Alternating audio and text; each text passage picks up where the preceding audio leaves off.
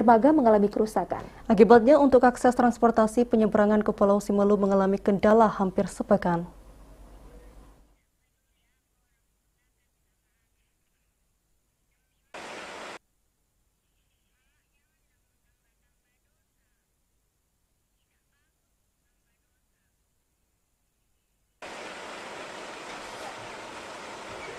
Sesuai surat pemberitahuan yang dikeluarkan oleh Syah Bandar Pelabuhan Calang untuk akses transportasi penyeberangan ke Pulau Simelu dihentikan untuk sementara waktu. Pemberhentian akses transportasi karena sedang dilakukan perbaikan dermaga yang mengalami kerusakan.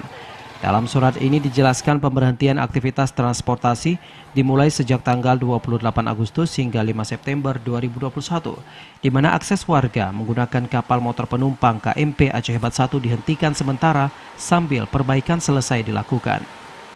Meskipun sedang dilakukan perbaikan untuk pengangkutan material dengan tujuan Simelu masih tetap dilakukan di dermaga ini, sementara untuk akses warga dengan KMP Aceh Hebat 1 dihentikan.